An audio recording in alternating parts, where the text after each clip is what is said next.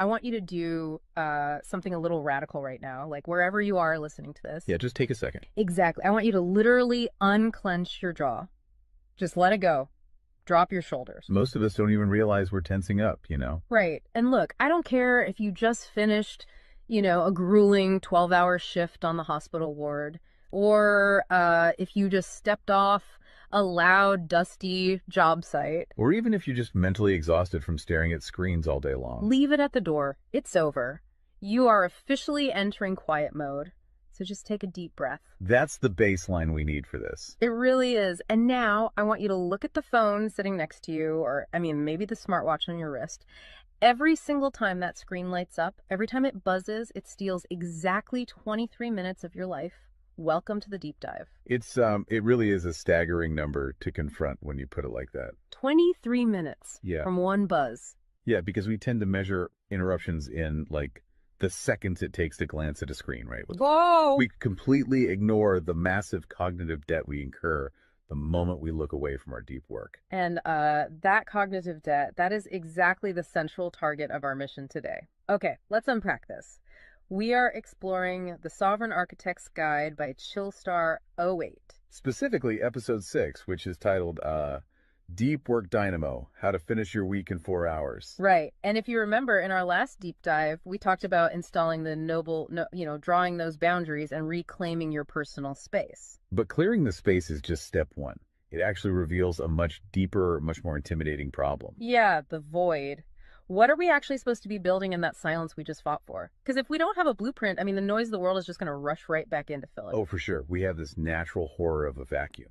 The second our schedule opens up even slightly, our instinct is to pack it with activity. We just have to be doing something constantly. Exactly. We are culturally conditioned to equate motion with progress. Yeah. But Chillstar 08 introduces a really brilliant distinction here. She talks about the trap of idling. I love this concept so much. Think about a car engine, right? Mm-hmm. The engine is running, the pistons are firing, it's burning through all this expensive fuel, making a ton of noise and vibration. But the car is in park. Yes, it isn't going anywhere, and that is what most of our daily quote-unquote busyness looks like. We feel incredibly productive because we are in constant motion. Right. You check a text message while you're sitting at a stoplight. Or you answer a quick email while walking from your car to the front door. You stare at a spreadsheet on your laptop while, your family dinner is sitting right in front of you, literally getting cold. And that right there is the illusion of productivity. You end your day feeling physically and mentally depleted because you were constantly doing something. So you didn't actually do anything that matters. Exactly. If you step back and evaluate your legacy, the deep, meaningful work, the art, the business strategy, the relationships. Right, the relationships that actually move your life forward. None of it progressed. You spent 8 hours idling. You were everywhere, which means you were truly nowhere. Man, that hits hard. And this brings us back to that terrifying 23-minute statistic from the research she cites. I don't want to just gloss over this. No, we definitely shouldn't. Because understanding the mechanism behind it is crucial. Why does a 5-second distraction cost us almost half an hour? It basically comes down to how our prefrontal cortex manages working memory. Your brain is not a computer processor that can just run multiple applications in parallel. Right. We can't actually multitask. Exactly. When you are doing deep work, say writing a complex proposal, your brain loads this massive fragile web of context into your working memory. Like holding all the pieces of a puzzle in your hands at once. Yes. You are holding multiple variables, ideas, tones all at once. So when your phone buzzes and you glance at a text from your partner asking about groceries, your brain is forced to execute a context switch. So it has to dump all the proposal data just to load the grocery data. It literally flushes the working memory buffer, yeah. It has to process the new rules and the emotions associated with that text message. Wow. And then when you turn back to the proposal, you cannot just pick up where you left off. Your brain has to laboriously rebuild that entire web of context from scratch. Oh, I hate that feeling. Were you just staring at the screen like, what was I even saying? Right. It has to retrieve the thread of your argument. Remember the tone you were using, recall the variables. That rebuilding process takes an average of 23 minutes of cognitive effort, And it burns a ton of energy doing that, right? massive amounts of glucose. That explains so much. I mean, that is why people hit 5 p.m. and feel physically exhausted, almost sick to their stomachs. Even if they've just been sitting in a really nice ergonomic chair all day. Exactly. They haven't been doing deep work. They've been doing cognitive gymnastics, just constantly flushing and reloading their working memory. They are burning fuel just to stay in park. So, okay, let me bring in what I like to call the transformer concept here. Because our focus is like an electrical grid. If you have, 50 browser tabs open, you are leaking energy as raw, unusable heat rather than concentrated light. That's a great way to look at it. So if we are all acting like our focus is this cheap renewable resource, how do we stop being what Chillstar '08 calls a subject to the pings of the world? I mean, how do we actually become the architect of our attention? Well, what's fascinating here is how she frames the philosophical shift we need. She says utility does not equal value. Oh, say that again. Utility does not equal value. Right. In the modern workforce, we have been completely conditioned to believe that being constantly available makes us valuable. Like if you answer a Slack message in 3 seconds, you're the hero. Exactly. You are praised as a good worker. Or if you jump on a Zoom call with like 5 minutes notice, you're a team player. But that is just utility. I mean, being highly available makes you a commodity. You're like a human router just passing information back and forth. And routers are easily replaced. True sovereignty, true value comes from being impactful. You simply cannot make a deep, lasting impact if your attention is constantly fractured by the agendas of other people. Yeah, when you operate like that human router, you are spending your finite, precious Mondays executing someone else's script. You're a subject to the pings of the world. Okay, so we know the biology of why this destroys our focus, and we understand the philosophical trap of, trying to be too available. But how do we actually fix the mechanics of our workday? We have to build the deep work dynamo. Right. So think of your attention like water pressure. If you poke 50 tiny holes in a garden hose, open browser tabs, email notifications, group chats. The water just trickles at the end. Exactly. You cannot wash a car with a trickle. You're just making the driveway wet. That's true. So the Dynamo Audit she lays out, it's about putting a high pressure nozzle on that hose. It narrows the opening to create a stream powerful enough to actually blast through the dirt. And the first step in that audit is auditing the physical environment itself. She calls it analyzing your signal to noise ratio. Okay, so visualize your workspace right now. She asks you to determine if it is a sanctuary or a transit hub. Let's be honest. Most of us are operating in transit hubs. A transit hub is a place of constant arrival and departure. People walking by, announcements over the loudspeaker, just a blur of motion. Yeah, and you can't build a legacy in a train station. But we need to push past the basic phones are distracting advice, right? Because our listeners already know that. Oh, absolutely. Chillstar '08's rule is much more brutal than that. She says if the phone is even sitting on your desk, even face down, it is acting as a parasite on your cognitive grid. A parasite, just by being in the room. The research supports this entirely, by the way. The mere presence of a smartphone in your visual field, even if it is completely powered off, measurably reduces your cognitive capacity. Because your brain is having to actively expend energy to ignore it, right? Exactly. It is running a background process that just keeps saying, don't check the phone, don't check the phone. That is energy being actively stolen from your primary task. So sovereignty literally begins the moment you physically remove the device from the room, put it in a drawer down the hall. Close the door. Make the physical environment quiet. But okay, let's say you've done that. That doesn't stop your own brain from creating internal noise, right? Like trying to juggle 5 projects at once. How do we fix the internal wiring? That brings us to the second pillar of the audit, which is the batch wiring rule. This directly addresses the danger of switching fatigue, which we touched on with that 23-minute penalty. Right, the cognitive glucose burn. Yeah. When we attempt to multitask, like writing a creative brief, then pausing to check inventory levels, then answering 3 customer service emails. And then trying to go back to the brief. Right. We are grinding our mental gears to dust. We are switching between entirely different cognitive states. Because creative writing uses a completely different part of the brain than calculating inventory, obviously. They require entirely different operating frequencies. So the batch wiring rule dictates that you must group similar tasks together based on their cognitive load. Okay. And you do not switch the current until that specific type of work is completely done. You do all your deep analytical thinking in one high-voltage And burst. then you save all your reactive administrative stuff for a separate lower voltage block later in the day. Precisely. It's all about staying in one gear. Like if you are driving up a really steep hill, you don't constantly shift between first gear and fifth gear. You lock into the gear that provides the right torque and you just ride it out. That's a perfect analogy. But okay, here's where it gets really interesting. This leads to the third pillar of the audit, and this is where I actually need to seriously push back on the source material a bit. She calls this the zero access window. Ah, yes. This is usually where the resistance starts for people.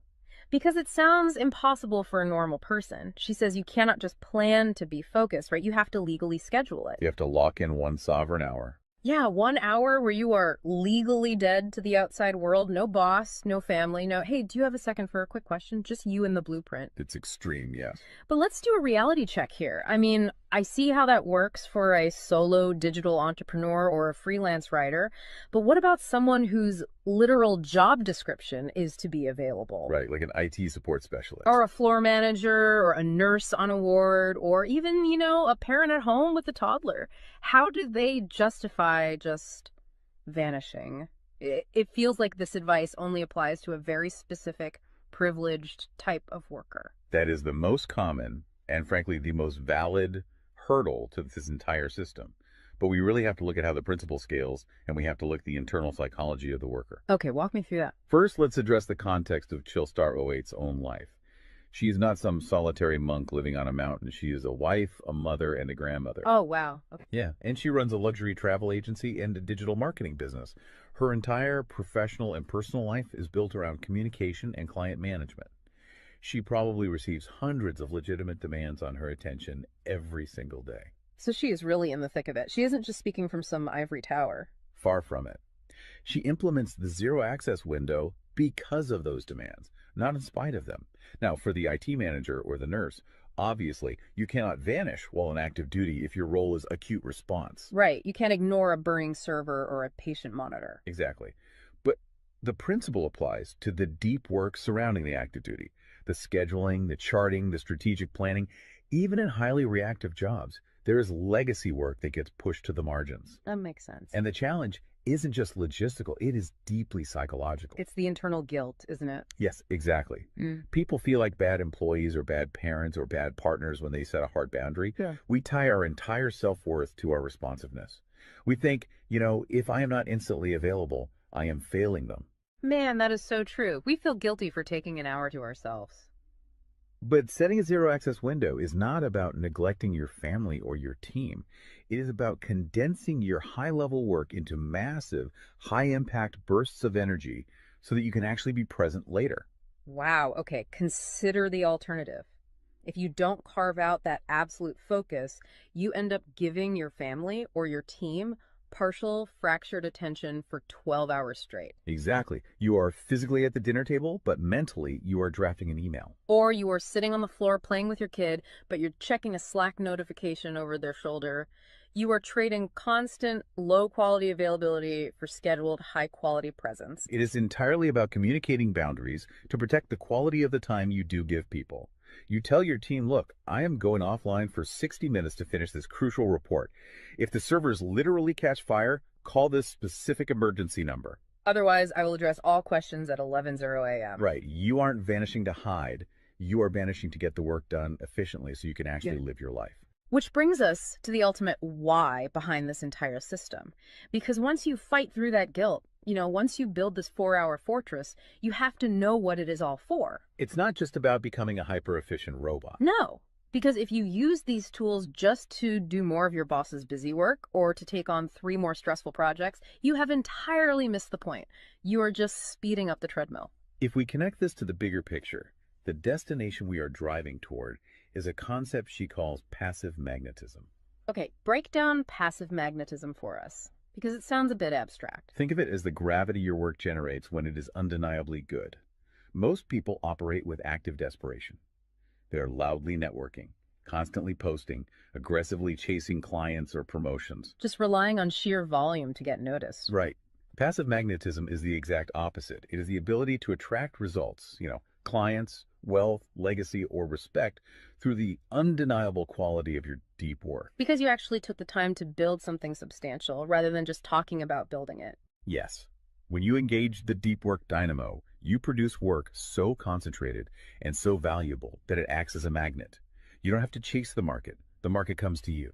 And the ultimate prize of achieving that passive magnetism isn't just more work. The prize is time. Time is the ultimate currency. The dream of the sovereign architect is to finish an entire week's worth of business output in just 4 hours. You do this high voltage work often while the rest of the world is literally still hitting the snooze button. You free up the remaining hours so you can go be a traveler, so you can be a creator. So you can be a fully engaged grandparent like Chillstar 08. Exactly. She frames it beautifully in the source text. She says, we wire for silent so we can live in volume. Oh, I love that. We embrace the discipline of the quiet fortress so that our actual lives can be loud, vibrant, and fully experienced. We are finally taking control of the dial. But, making that shift from a frantic, reactive employee to a calm, sovereign creator requires a massive shift in identity. You have to tune your mind before you sit down to do the work. It is really difficult to just sit down at a desk and instantly command your brain to perform deep work, right? Especially if you've spent the last hour navigating traffic and listening to the news. You need a transition ritual to cross that threshold. And Chillstar 08 provides something for this transition called the Chillstar's Creed. It is designed to be a grounding frequency. It really centers you. Yeah, so I want you, the listener, to use this. I want you to imagine a slow, steady heartbeat in the background. Just a deep, resonant 528 hertz frequency. Just let the frequency of these words settle into your mind before you initiate your deep work. Ready? Take it in. I am grounded in peace. I am reaching for my stars. My light is my own. I am a star and I will shine bright. I will reach for the sky. I release what was. I embrace what is becoming. Using a creed like that is just such a powerful behavioral trigger. It really shifts your state. When you speak those words, even just internally, you are consciously reminding yourself that your light, your focus, your energy is your own. It does not belong to your inbox. This does not belong to the algorithm. Right. You are releasing the frantic energy of the morning and embracing the sovereign focus of the architect. So we always want to translate this high-level theory into ground-level reality for you. We don't want you to just listen to this and go right back to idling. Definitely not. Here's your 1% install. This is your micro-win to take action on this deep dive immediately. Tomorrow morning, before the world starts demanding your attention, before you check a single news site or open your email, I want you to set a timer for exactly 60 minutes. Put your phone in another room entirely. Yes, physical distance. Do not open any extra browser tabs. Pick one legacy task, just one, and flip the switch on your very first sovereign hour. And be prepared for it to feel incredibly uncomfortable at first. Your brain will crave the dopamine hit of a notification. Oh, you will feel an almost physical itch to check your messages. But if you can sit in that silence, if you can endure that initial friction, you will watch the dynamo start to spin. You will enter that flow state, and the old blueprints of hustling and grinding will be completely burned away. And look, if you want the actual templates to automate this piece, the specific tools and step-by-step guides to build the system out completely and protect your location-independent freedom, you can join the Sovereign Fortress on the Chillstar 08 school community. All the blueprints are there waiting for you. They really are. As we wrap up this deep dive, I want to leave you with one final thought to explore on your own. We have spent this entire session talking about the mechanics of work. We've talked about condensing your week's output into just 4 hours of pure, undistracted focus. But if you actually achieve that, you're going to be faced with a beautiful, kind of terrifying question. What's that? Who are you going to become in the remaining 164 hours of your week? What if your true legacy has absolutely nothing to do with what you produce while you are busy, but entirely to do with who you are when you are finally completely silent? Wow. Unclench that jaw. Drop those shoulders. Step into the quiet. Go be great and flip the switch. We'll see you on the next deep dive.